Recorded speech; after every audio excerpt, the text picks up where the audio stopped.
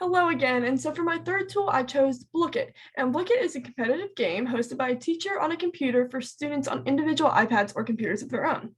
A game is chosen by the host, which includes questions that students attempt to answer as quickly and accurately as possible in order to win prizes and gain access to other amenities within the game. They even have the chance to steal from their opponents. So let's get into Blooket. So first, you're going to log in as a teacher or a student or make a free account by signing up. So here in Blooket, you can see the news, sets you've already created. You can favor sets. A really helpful tip for teachers is the homework button, so kids can do this at home, and the history of booklets you made. And up here at the top, you can play the booklets you've made before. You can discover other booklets by other teachers or staff. The dashboard, that's where we are now, the home page. We're going to create one on our own. The stats of how you've done as a booklet character. The market to buy other books or booklets. And here are some of the books I'll show you.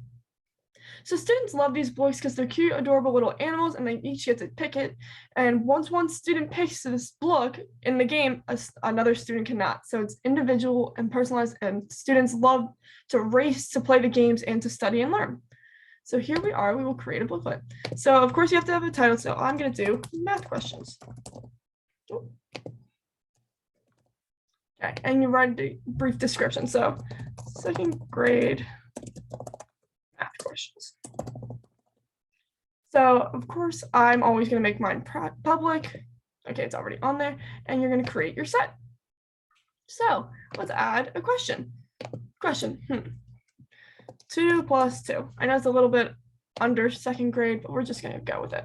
So we'll put 4, we'll put 2, 5, and 8.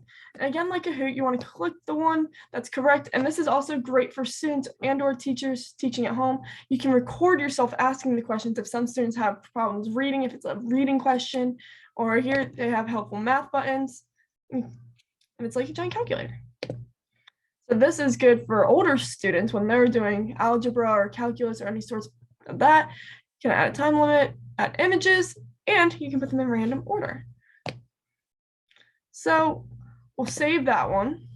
And there you go. Question 1. You can add another question. You can get some Quizlets in there, which again is a lot better for older students. I know for myself, I still use Quizlet in college, so a lot of older students love that. And you can have some spreadsheets. So then once you're done, you're going to save the set, or you can edit it, or you can have a time limit.